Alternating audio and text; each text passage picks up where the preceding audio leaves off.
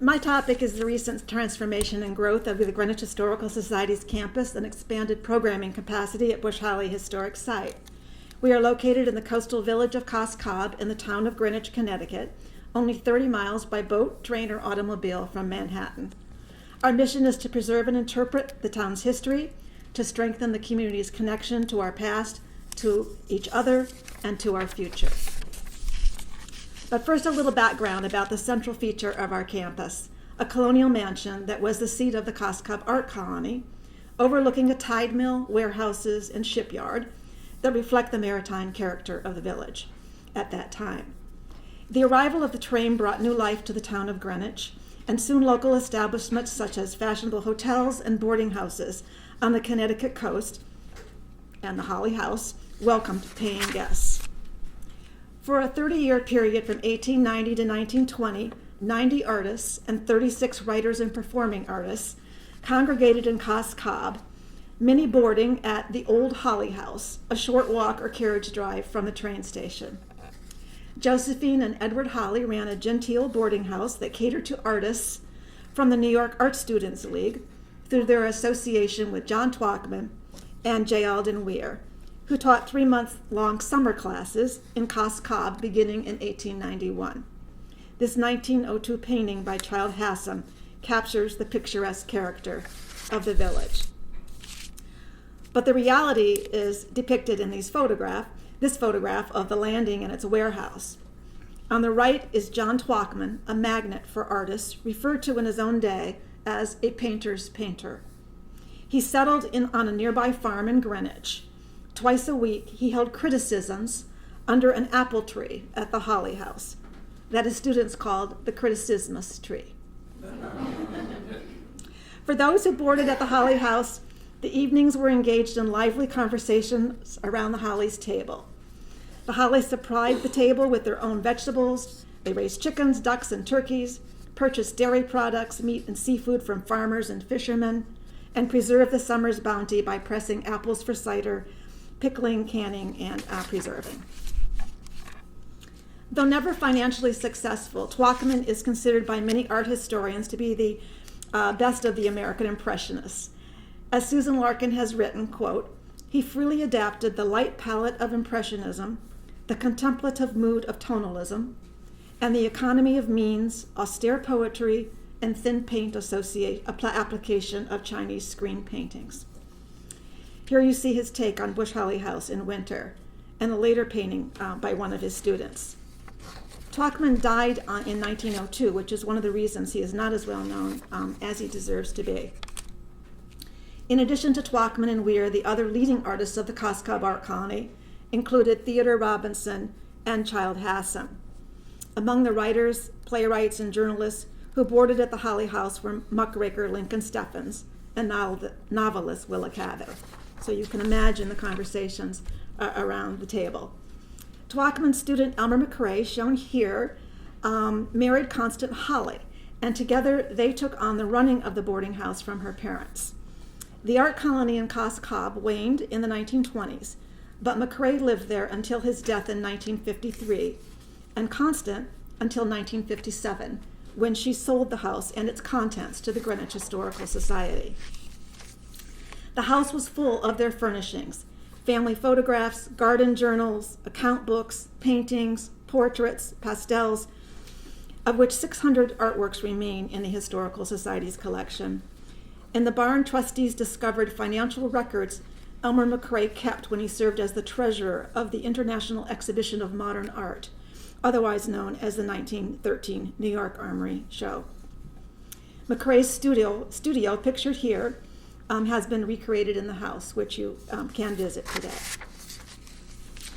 Over the ensuing decades, the Historical Society expanded its campus by building a second barn-like structure opposite the original barn as an archives, and acquired the yellow street front building, which had been built by the colonial Bush family, as their storehouse.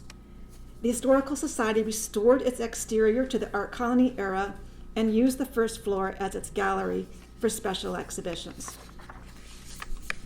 Then in 2012, the Historical Society purchased the last of the historic buildings that remained on the former Cos Cob landing. Significantly, this building sat between the Historical Society's historic properties and its parking lot. David Scott Parker Architects was hired to do an historic structures report to determine what remained of the original structure, which had been built in 1805 and then was expanded in the 1850s. As you see it here on the left, the Italianate building, hard to realize that's the same building. That was a big question because the house had been enlarged as a railroad house hotel and then modified again during the Great Depression when the third-story Italianate roof was removed and replaced by a steeped roof to give it the appearance of a colonial salt box. Garage doors covered the opening where the saloon had been.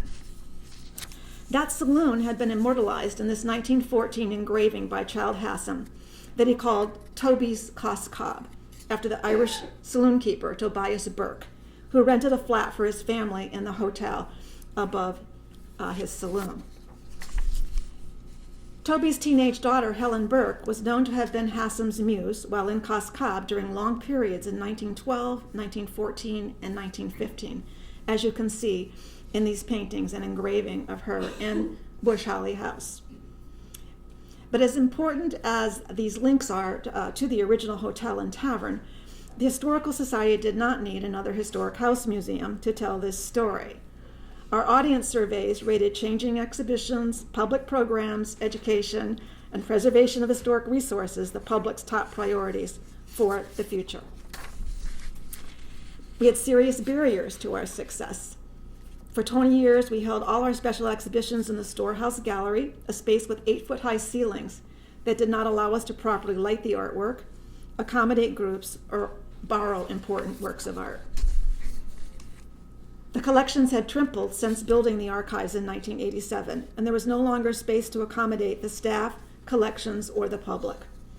Collections were in off-site storage, but that was not an ideal situation given that teachers and researchers wanted access to them for study and research. The most challenging aspect of our site was its inaccessibility. As you can see from this construction photo, our parking area was in the right-of-way of Interstate 95, an elevated portion that curves across the harbor to miss the Bush Holly House. From the parking area, visitors walked along the sidewalk to the Storehouse Gallery. Bush Holly House and the barn sit 30 feet above the street and had to be reached by ascending stone steps. To solve this challenge, we acquired a parcel of land that the state granted the Historical Society for additional parking and new construction. This allowed us to reimagine a new portal of entry to the entire site adjacent to an expanded parking lot. Architectural planning for restoration and site expansion took about 2 years and was supported by the discovery that 80% of the original hotel remained intact, including the flooring of the third level, allowing the Italianate roof to be reconstructed and many of the original details restored both inside and out. The second tier of parking rises 10 feet above the lower lot so that visitors can enter through a new central portal at grade level. Inside the building, an elevator takes visitors up the final 10 feet that is on level with Bush Holly House and the Education Center and the barn. The plan at the top of this illustration shows the seamless way the restored hotel on the right was joined to the new construction by a glass lobby with a clear-story-style roof so that visitors can enter through the lobby to the entire first floor of both the hotel and the new building, which together are just under 10,000 square feet. Even though it is all one connected building, the new construction on the left takes the shape of two barns that once stood behind the hotel. This gave us the space we needed without creating a big box that would not have been in scale with the size of the historic buildings. Upon entering, the parking lot is to your back, and your eyes are drawn towards the Bush Holly House at the top of the slope. And the storehouse was repurposed as staff offices. The building opened on October 6, 2018, with 700 people joining in the ribbon cutting and opening day festivities.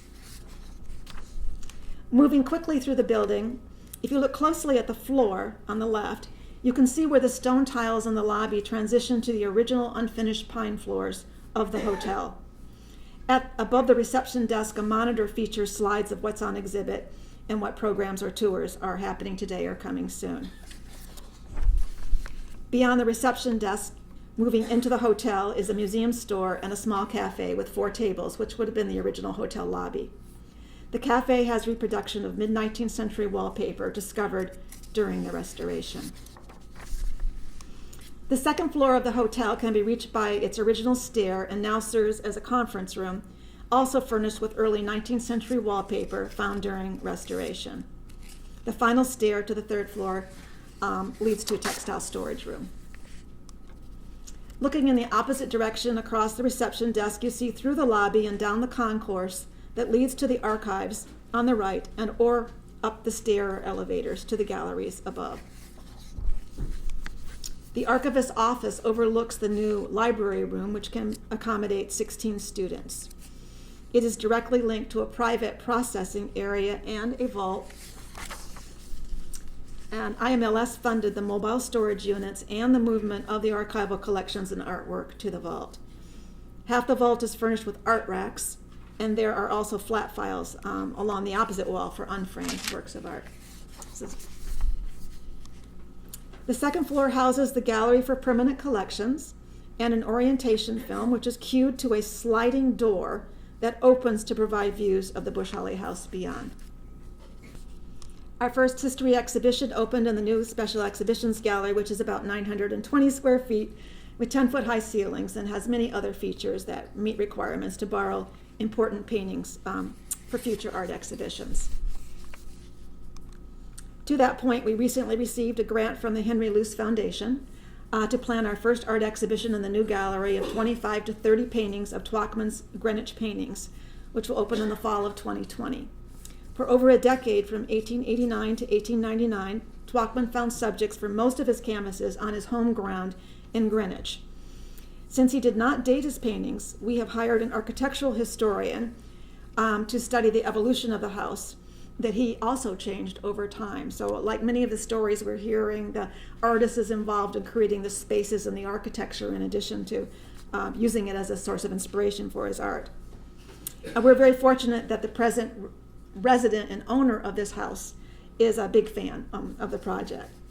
Lisa Peters is the guest curator, and she has done a catalog raisonné of 600 of his works of art, which we are joining with her to make this research available on a website being designed by Panopticon following the exhibition. From the second level, there is now wheelchair access to Bush Holly House and the Education Center, just seamlessly out the back door. Once the collections had been moved, the old archives building was demolished, so unlike moving a building, in our case we demolished one, there are now unobstructed views of the gardens and original grape arbor. And the removal of that building also opens up green space in the middle of the campus for programming and special event rentals. And I should add, the consolidating into one building saved $2 million in the overall project. I will conclude by answering the questions. What did it cost and how did we do it? We have about 7 full-time staff, 12 part-timers. We are fortunate that for more than 30 years, a board member had made the Historical Society her primary charity. She and her spouse served on the Architectural Planning Committee, and when the final project estimate of $13.5 million was determined, they decided to become anonymous donors to match every gift up to half of that goal. This extraordinary gesture in turn emboldened the board to believe we could do it, and 100% of the board made campaign gifts, and then several of them, of course, served on the campaign committee, and hence the success. The campaign was designed, the capital campaign was designed to take 3 years, but the goal was reached in 2, allowing us to complete the project 1 year ahead of schedule and on budget, which our board loves to brag about. Our new facility is a gift to the community and has raised the bar for how beautifully you can blend old and new to meet the changing expectations of audiences while remaining respectful of a National Historic Landmark. We are excited to be up and running while we continue to raise endowment funds to ensure its sustainability and extended programming. So I do encourage you to visit next time you drive up or down I-95 through Connecticut or visit New York City.